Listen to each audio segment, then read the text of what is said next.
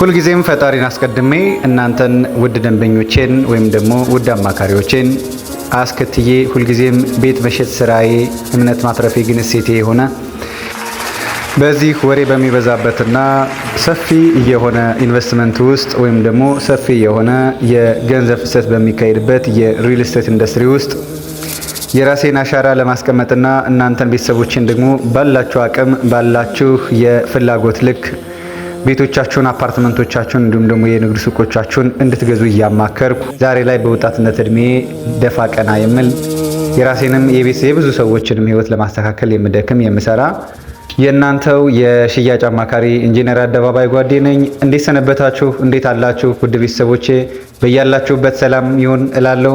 ዛሬ ደግሞ እንደተለመደው እንግዲህ ለየት ያለ የአነጻጸር ወይም ደግሞ የማነጻጸር ሀሳቦችን አምጥቼ እዚህኛው ላይ እንደዚህ ብታረጉ እዚህኛው ላይ ያለው ጥቅም እዚህኛው ላይ የተሻለ ነገር ምን አለ እዚህኛው ላይ ቢሆን ሲኛው ቢሆን እያልን እርስ በርሳችን እየተመካከርን እንደ ሁልጊዜው እየተደዋወልንም ጭምር የተለያዩ ሀሳቦችን እንደምንሰጣጥ ቃል ገባላችኋለሁ። እንዲሁም ደግሞ ዛሬ ላይ ኢንጂነር አደባባይ የተለያዩ አፓርትመንቶችን ከስቱዲዮ አፓርትመንት ጀምሮ እስከ ፔንት ሃውስ ድረስ በካዛንቺስ፣ በቦሌ አትላስ፣ በመስቀል ፍላወር፣ በቄራ ግንባታቸው የተጠናቀቁ አፓርትመንቶችን ጨምሮ ያለ ወለድ አሁን ላይ በሽያጭ ላይ ነው ያለው። ስለዚህ ዛሬ ላይ ለኢንቨስትመንትም ለመኖሪያም አፓርትመንት እየፈለጋችሁ ያላችሁ እኛ ያለ ወለድ የምንሸጣቸው አፓርትመንቶች በግንባታ ሂደት የሚሸጡ አፓርትመንቶች ናቸው። ቀስ ብላችሁ መክፈል የምትችሉባቸው አፓርትመንቶች ናቸው። ከዛ በተረፈ ደግሞ ዛሬ ላይ ያለቁ አፓርትመንቶችን ለኢንቨስትመንትም ለመኖሪያም የምትፈልጉ ከሆነ ደግሞ የተለያዩ ሳይቶች ስላሉን ስለዚህ አፓርትመንት ለመግዛት ያቀዳችሁ ያሰባችሁ ካላችሁና ትክክለኛ የውሳኔ ሰዎች ይሆናችሁ ራሳችሁ መታችሁ ሳይቶቹን መጎብኘት ወይም ደግሞ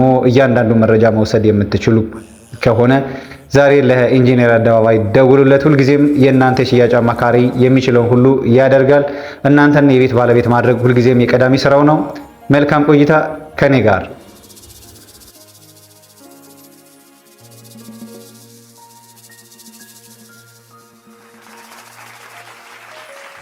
ውድ ቤተሰቦቼ በመግቢያው ላይ እንዳነሳ ነው እንግዲህ ዛሬ የምንወያይበት ዋናው መድረክ በ12 ሚሊዮን ብር እና በ6 ሚሊዮን ብር የሚገዙ አፓርትመንቶች ያለው ተመሳሳይነትና ያለው ልዩነት። አንድ ሰው 6 ሚሊዮን ብር አፓርታማ ቢገዛ የገዛው አፓርታማ ርካሽ ነው ወይ ደግሞ ይሄ ነገር ይጎድለዋል ማለት እንችላለን ወይ? ወይስ ደግሞ 12 ሚሊዮን የተገዛው አፓርታማ ቅንጡ ነው ማለት እንችላለን ወይ?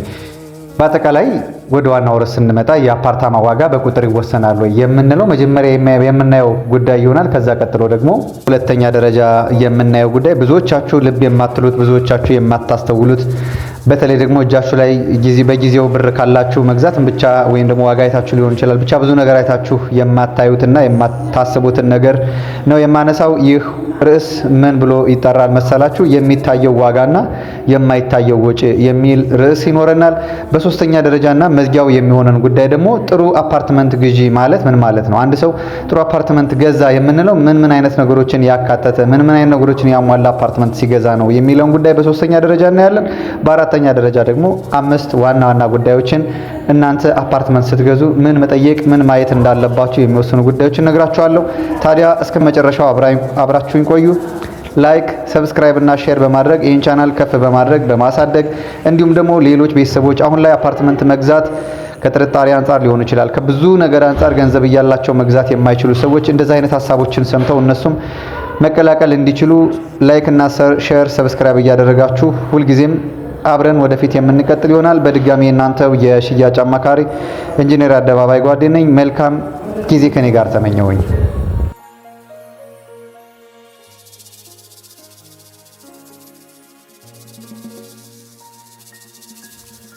ውድ ቤተሰቦቼ እንግዲህ የመጀመሪያው ጉዳያችን የአፓርታማ ዋጋ በቁጥር ይወሰናል ወይ የሚለው ጉዳይ ነው። እንግዲህ የአፓርታማ ዋጋ በቁጥር ብቻ የሚወሰን አይደለም።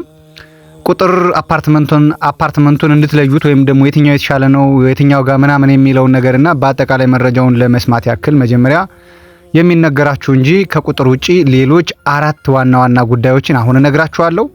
እንግዲህ ከቁጥር ውጪ ዋናው የመጀመሪያው ጉዳይ ምንድነው? ሎኬሽን ወይም ደግሞ ቦታ የምንለው ነው። እንግዲህ አፓርታማው ሊወስን የሚችለው አንደኛው ጉዳይ እንግዲህ ሎኬሽን ወይም ደግሞ ቦታው ነው።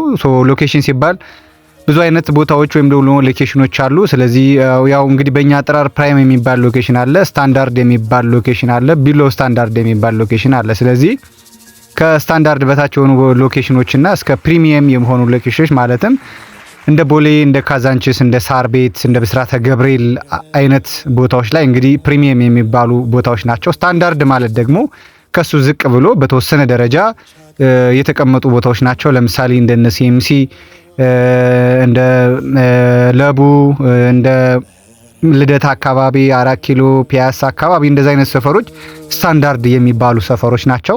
እንግዲህ ቢሎ ስታንዳርድ የምንላቸው ደግሞ ከዚህ ወጣ ያሉ ለምሳሌ እንደነ ጋርመንት፣ እንደ አያት 49፣ እንደ አየር ጤና፣ እንደ የመሳሰሉ በቃ ወጣ ያሉ ከመሃል ከተማ በጣም ወጣ ያሉ ሰፈሮች እንደዚህ ቢሎ ስታንዳርድ ወይም ደግሞ በሪል ስቴት ኢንዱስትሪ ውስጥ ማለት ነው እንጂ በከተማ ልማት ላይሆን ይችላል።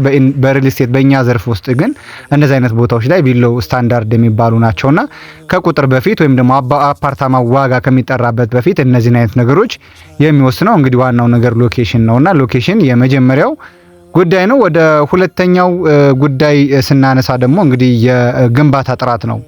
የግንባታ ጥራትም እንደዚሁ የአፓርትመንቱን ዋጋ የሚወስነው ስለሆነ ማለት ነውና የግንባታ ጥራት ሲባል እንግዲህ የመጀመሪያው እንግዲህ አንድ ሪል ስቴት እንግዲህ ጥራት ያለው አፓርትመንት ይገነባል ለማለት መጀመሪያ ለግንባታ የሚያስፈልጉ ማቴሪያሎች አሉት ወይ?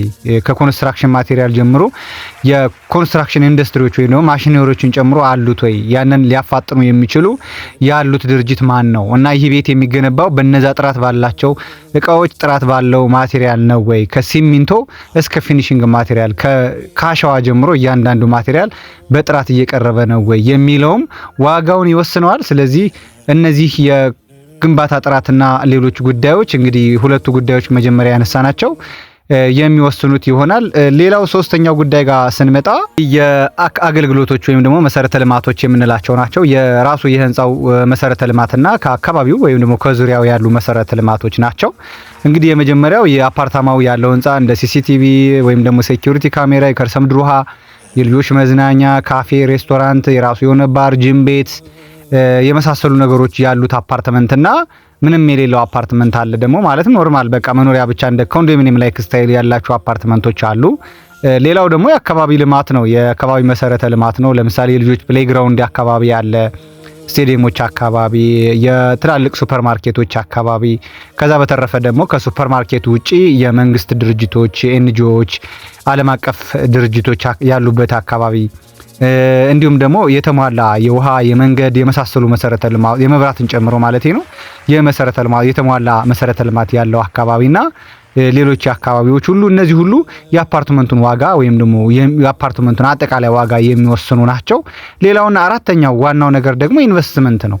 ይህ ከምንም በላይ ኢንቨስትመንት ዋናው ነገር ነው። ምክንያቱም አንድ አፓርትመንት ሲገዛ በአንድ አፓርትመንት ሲገዛ በተዘዋዋሪ የሚሆን በቀጥታ ለኢንቨስትመንት ነው የሚገዛው። ባለፈው በሰራሁት ቪዲዮ ነግሬያቸዋለሁ። የትኛውም አፓርትመንት ሲገዛ ለኢንቨስትመንት ነው የሚገዛውና ይህ ለኢንቨስትመንት ማለት ነው አንደኛ ብራችሁን ባንክ ላይ ከማስቀመጥ ዋጋ ግሽበቱን ከመታደግ ባለፈ እናንተ ያን አፓርትመንት ስትገዙት መልሳችሁ ለመሸጥ ወይም ደግሞ ለማከራየት ከፍተኛ የሆነ ሪተርን ኦን ኢንቨስትመንት ROI አለው። ይህ እንደየደረጃው ይለያያል። ለምሳሌ የ6 ሚሊዮን ብር አፓርትመንት ወይም ደግሞ በ6 ሚሊዮን ብር ዛሬ ላይ አዲስ አበባ ውስጥ በ6 ሚሊዮን ብር አፓርትመንት የሚገዛ ከሆነ ምናልባትም ሪተርን ኦን ኢንቨስትመንቱ በጣም የወረደ የመሸጫ ዋጋ የማትረፊያ ዋጋ የሚኖረው አይነት ነው ማለት ነውና የ12 ሚሊዮኑ ደግሞ ከሱ የተሻለ አለው ማለት ነው። ስለዚህ በምትገዙት ልክ የምታተርፉበት ማለት ነው። ኢንቨስትመንት ማለት ስትገዙት ይሄን ያህል ያመጣልኛል፣ ይሄን ያህል ትርፍ ያመጣል፣ ይሄን ያህል እናመጣ ብንሸጠውስ ብናከራየውስ የዶላር ከረንሲ ያለው ወይ የሚሉትን ጉዳዮች ሁሉ እዚህ ጋር የተያዙ ናቸውና ኢንቨስትመንት ማለት ይሄ ነው። ስለዚህ አንድ አፓርትመንት ሲገዛ ወይም ደግሞ አንድ አፓርትመንት በዋጋ ብቻ የተወሰነ አይደለም። እነዚህ አራት ጉዳዮች አፓርትመንቱን የሚወስኑ ናቸውና የ6 ሚሊዮን ብርና የ12 ሚሊዮን ብር ልዩነቱ ከነዚህ ከአራት ጉዳዮች ውስጥ አይወጣም። ስለዚህ ይሄንን ልዩነቱን እናንተ መርምሩ። የርዕሳችን ሁለተኛውና ዋናው ጉዳይ እንግዲህ የሚታየው ዋጋና የማይታየው ወጪ የሚል ሀሳብ ነው። ብዙዎቻችሁ ይሄንን አታስተውሉትም፣ ብዙዎቻችሁ ይሄንን አትረዱትም። ምናልባትም መጨረሻ ላይ በሚመጣው ሁኔታ እንግዲህ አብዛኞቹ ኮምፕሌን ነው የምታቀርቡት። እንደዚህ ብሎን ድርጅቱ እንደዚህ አድርጎን ምናምን ነው የሚል ሀሳቦች ነው እኔ ጋርም ስደውሉ የምትሰጡኝ እንጂ የእናንተ ስህተት መሆኑን አምናችሁ አትቀበሉም። ምናልባት በዛ መካከል በሽያጭ ሂደቱ ላይ እንግዲህ የተለያየ የሽያጭ አማካሪዎች፣ ማናጀሮች የመሳሰሉ ጉዳዮች ሊኖርባችሁ ሊችሉ ይሆናል። ምክንያቱም ኔጌቲቭ ነገሮችን ሊዘሩ ይችላል እናንተ ላይና በዛ ተመስጣችሁ ወይም ደግሞ በእነሱ ኮንቪንስ ተደረጋችሁ ገዝታችሁ ሊሆን ይችላል። ነገር ግን ብዙ ጊዜ እናንተ ዋጋውን ስታዩ በዛው ልክ ዋጩንም ማየት አለባችሁ። የአፓርትመንት ዋጋ በቀነሰ ቁጥር በዛው ልክ ወጪ ነው የምታወጡት። በዛው ልክ ወጪ ታወጣላችሁ። ለምሳሌ የ6 ሚሊዮን ብር አፓርትመንት እና የ12 ሚሊዮን ብር አፓርትመንት፣ የ24 ሚሊዮን ብር አፓርትመንት፣ የ30 ሚሊዮን ብር አፓርትመንት እኩል ወጪ የላቸውም። የ6 ሚሊዮን ብር አፓርትመንት ምናልባትም ከጥራት ጉድለት ሊኖረው ይችላል። የግንባታ ሂደት የተጠናከረ ላይሆን ይችላል። በደንብ የተሰራ ላይሆን ይችላል። ከዛ በተረፈ ደግሞ የፊኒሺንግ ማቴሪያሉ በጣም የወረደ ሊሆን ይችላል። ከበር ጀምሮ እያንዳንዱ ነገር የወረደ ከሆነ በየአመቱ እደሱኝ ሊሏችሁ ይችላል። በየአመቱ ያን ብቻ አይደለም፣ የስላብ ቤቱ አለ። ከዛ በተረፈ ደግሞ ፍሳሽም ሊኖረው ይችላል። የፍሳሽ መስመር ዝርጋታው በደንብ የተጠናከረ ላይሆን ይችላል እና ይህን ቤት ወጪው ከናንተ ከገዛችሁበት በላይ ያስወጣችኋልና አንዳንድ ጊዜ ዋጋን ስታዩ እንደዚህ አይነት ወጪዎችን የማታዩ ብዙ ሰዎች አላችሁ፣ በጣም ብዙ ሰዎች አላችሁ። ይህ ማለት ግን ሌክዠሪ አፓርትመንት ተገዝቶ እንደዚህ አይነት ነገር አይኖርም ማለት አይደለም። ያም ይኖራል። ነገር ግን ማየት፣ በደንብ መጠየቅ፣ ዋጋችሁን ኪሳችሁን ብቻ ሳይሆን ማሰብ ያለባችሁ የምገዛው አፓርትመንት ሪሊ ወርዝ ያረጋል ወይ፣ ገንዘቤን ወርዝ ያረጋዋል ወይ፣ ይህ ገንዘብ አይባክንብኝም ወይ፣ ነገ ሌላ ወጪ ያስወጣኛል አያስወጣኝም። ለምሳሌ በ6 ሚሊዮን ብር አፓርትመንት ምናልባት ፈጣን ሊፍቶች ላይኖሩ ይችላሉ። አንድ ሊፍት ተገጥሞ ምናልባት እሱም የጥገና ጊዜ ሊወስድ ይችላል። 10ኛ ፎቅ ላይ 20ኛ ፎቅ ላይ የገዛ ሰው በደረጃ ሊወጣ ነው ማለት ነው። በተቃራኒው ደግሞ 14 ሚሊዮን 15 ሚሊዮን የሚገዛው ፎቅ ሁለት ሊፍቶች ሊኖሩት ይችላሉ። ባካፕ ጄኔሬተር ሊኖረው ይችላል። የመሳሰሉ ነገሮች ሊኖሩ ይችላሉ። ኢቭን መብራት እንኳን ሊጠፋ ይችላል በ6 ሚሊዮን የገዛችሁት አፓርትመንት እና ወጪዎችን ማስባችሁ አፓርትመንት ብትገዙ የተሻለ ነው። ወደ ሶስተኛውና ወደ መጨረሻችሁን ጉዳይ ስንሄድ እንግዲህ ጥሩ ግዢ ማለት ምን ማለት ነው የሚል ሀሳብ አለ። አፓርትመንት ስንገዛ ጥሩ ግዢ ማለት ምን ማለት ነው ለሚለው እንግዲህ እኔ በሙያዬ ወይም ደግሞ ከዚህ በፊት በሸጥኩላቸው ደንበኞች ከነሱ የሚሰጠኝ ፊድባክ አለ። የተረከቡ በተለይ ደግሞ ያስረከብኳቸው የተረከቡ ወይም ደግሞ በግንባታ ላይ ያለ ሆኖ ጥሩ ግዢ የሚባለው ምን አይነት ግዢ ነው ካላችሁኝ፣ እንግዲህ ጥሩ ግዢ ሲባል ዋጋ ቀንሶ መግዛት ማለት አይደለም። ወይ ደግሞ ዋጋ ከፍ ያለ ዋጋ ገዝቶ ሉክዘሪ አፓርትመንት መግዛት አይደለም። ሁለቱንም ያማከለ ደንበኛውን የሚጠቅም በዛው ልክ ሪል ስቴቱንም ያልጎዳ ማለት ነው። ለምሳሌ አንድ አፓርትመንት ስትገዙ እኔ አሁን እንደ ሽያጭ አማካሪ እንደ ወንድማችሁ ምንድነው የማደርገው? አንድ አፓርትመንት ደንበኛ በሚገዛበት ሰዓት መጀመሪያ ድርጅቶቹን ነው ማጠናው። ሪል ስቴት ማን ነው? እኔ የምሸጥበት አፓርትመንት ማን ነው? እዚህ አፓርትመንት ላይ ቢገዛ ምን ጥቅም ሊያገኝ ይችላል? ለምሳሌ ኦፈር ሊሆን ይችላል። አሁን ብዙ ጊዜ ኦፈር ያቀርባሉ አይደለ? ቅናሾች፣ ዲስካውንቶች ምናምን። አንዱ እሱ ነው ኦፈር ወይም ደግሞ ቅናሽ ማድረግ። ሁለተኛ ደግሞ የኢንቨስትመንት ሀሳቡ ነገ ይሄንን ቤት ቢሸጠው አትርፎ ምን ያህል ሊያተርፍ ይችላል የሚለውንም ማሰለው አለው። ቦሌ ላይ ከሆነ ለምሳሌ ቦሌ አካባቢ ምንም ጥርጥር የለውም የዶላር ከረንሲ ነው ያለው ኪራይ ቫልዩ። ሁለተኛ መልሶ ቢሸጠው በአመቱ 30% እያተረፈ ነው የሚሄደው። ስለዚህ ከትርፍ አንፃር እናየዋለን። ሁለተኛው ደግሞ ዴቨሎፐሩ ማን ነው? ይህ ሪል ስቴት በምን ያህል ጊዜ ያስረክበኛል? አሁን አብዛኛው ሰው ለምሳሌ 6 አመት 7 አመት የቆየ አፓርትመንት ካለ ያ ድርጅት ያለ ወለድ ሽጦላችሁ ከሆነ ጥሩ ነው፣ አትራፊ ናችሁ። ባለበት ገንዘቡ ቢያንስ ራሱን ዲክሪዝ አላረገም። ነገር ግን በወለድ ተሽጦላችሁ ኢንክሪመንት ኖሮት 6 አመት 5 አመት ሳያስረክባችሁ ከቆየ ይህ ጥሩ ግዢ አይደለም ማለት ነው። ጥሩ ግዢ የሚባለው ግን ቢያንስ ያለ ወለድ ሆኖ 4 አመት እንኳን ቢቆይ ቤቱ ባለበት እያተረፈ ስለሚሄድ ያኔ 3 ሚሊዮን 4 ሚሊዮን የገዛችሁት ቤት ዛሬ 12 ሚሊዮን 13 ሚሊዮን ነውና ይህ በጥሩ ግዢ ውስጥ የሚካተት ነው። እና አንድ ሰው ጥሩ አፓርትመንት ገዛው ሊል የሚችለው ከቦታ አንፃር፣ ከቤቱ ጥራት አንፃር፣ ሎኬሽኑ፣ ከዛ ቀጥሎ ደግሞ እንዳልኳችሁ ከኢንቨስትመንት አንፃር እና ከሌሎችም ጉዳዮች አንፃር የተሻለ አማራጭ ካገኘ ያ ጥሩ ግዢ ይባላል ማለት ነው እንጂ 40 ሚሊዮን ብር ገዝቶ ጥሩ ገዛ ማለት ላይቻል ይችላል። ምክንያቱም ባይከራይስ ያን ቤት ሃይ የሆነ ቫልዩ ካለው ለምሳሌ ላይከራይ ይችላል። ብዙ ጊዜ ቦሌ እንደዚህ ነው የሚያጋጥመው። ትላልቅ ሰፋፊ ቤቶች ናቸው ግን የሚከራያቸው የለም። እንደዛ አይነት ነገሮችም ስላሉ ጥሩ ግዢ ማለት በአጠቃላይ አንድ ሰው እነዚህን አራቱን ጉዳዮች ቦታው፣ ከዛ ቀጥሎ መሰረተ ልማቱ፣ ከዛ ቀጥሎ ደግሞ ዋጋው፣ ከዛ ቀጥሎ ደግሞ የመጨረሻው ደግሞ ምንድነው የሚሆነው የኢንቨስትመንት ሀሳቡ እነዚህን ያሟላ ከሆነ